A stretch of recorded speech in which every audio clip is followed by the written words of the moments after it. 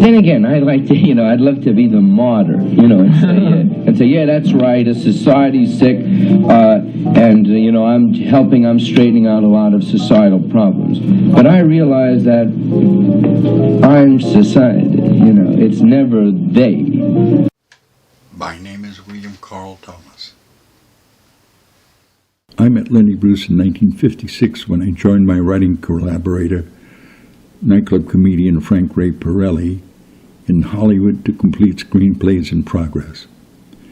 I had worked for Frankie and his partner, Shecky Green, as a cocktail pianist in their nightclub in New Orleans' French Quarter. At that time, Frankie was an inspiring screenwriter who had never gotten anything down on paper. When he discovered I was also a published photojournalist, he asked me to collaborate in writing screenplays on a 50-50 basis. Our writing was interrupted by my military service, including a year of combat in Korea as a military correspondent, but we resumed our writing in 1956 in Hollywood.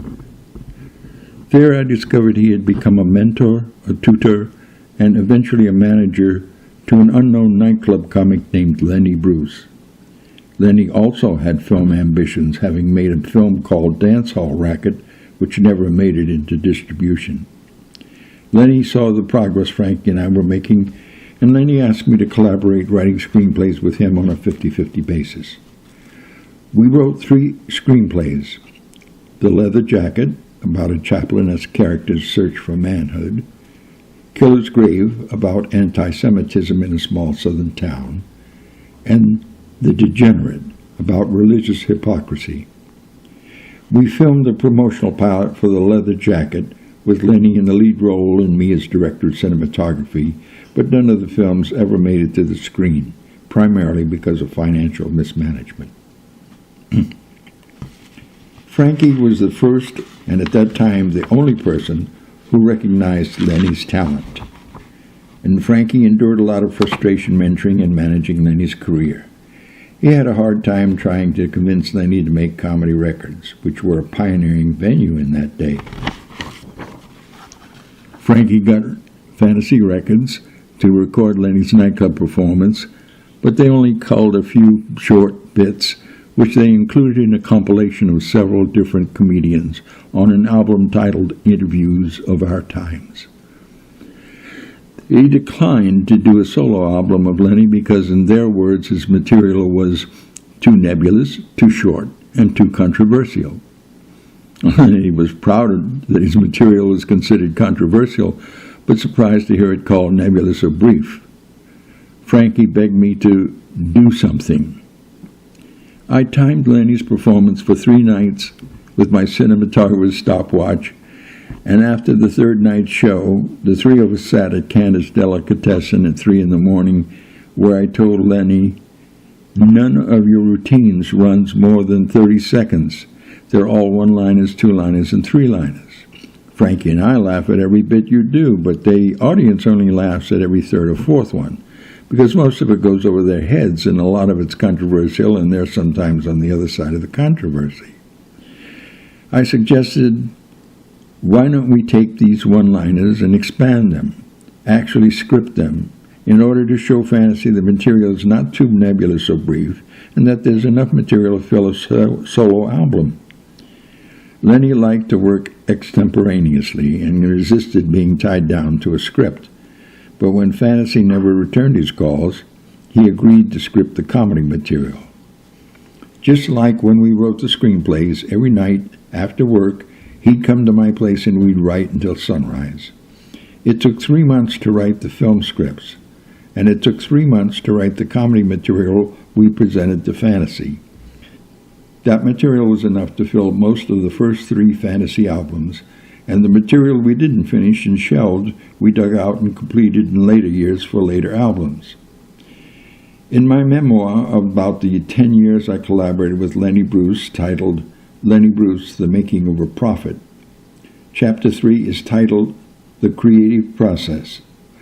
It describes what inspired and how those routines evolved. The details of working those 3 months to create the material that became the battle cry of a social revolution.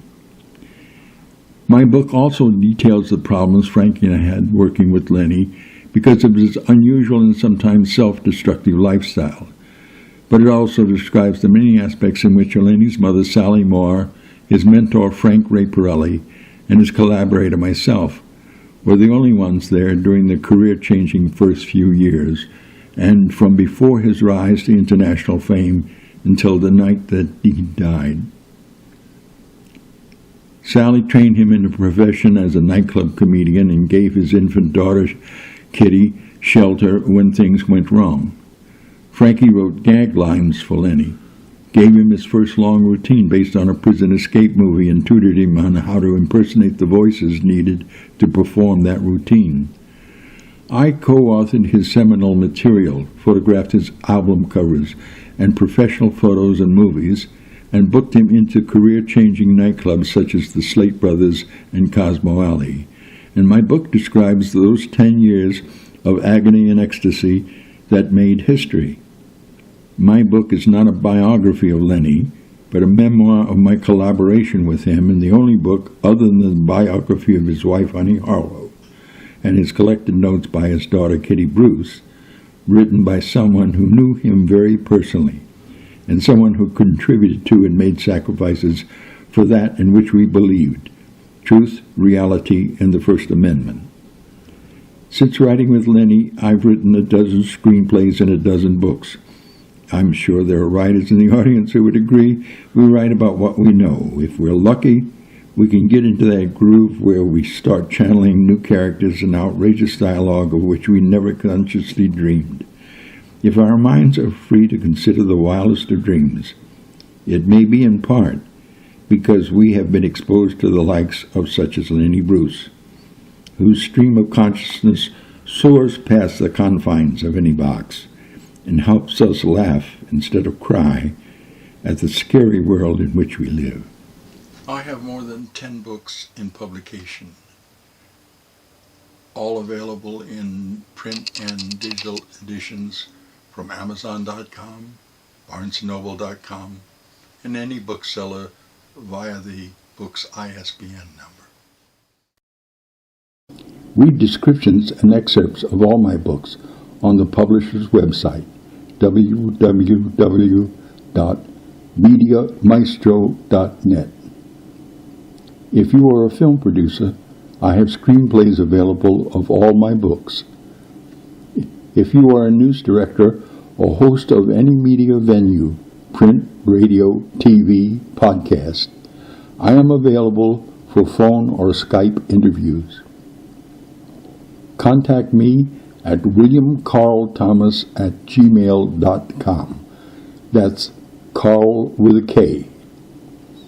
If you are a reader who liked my work, please post a reader review on Amazon or Barnes & Noble's websites. Or if you are a reader who wants to criticize or communicate with me for any reason, I welcome your feedback via williamcarlthomas@gmail.com. Thank you for listening, and I look forward to hearing from you.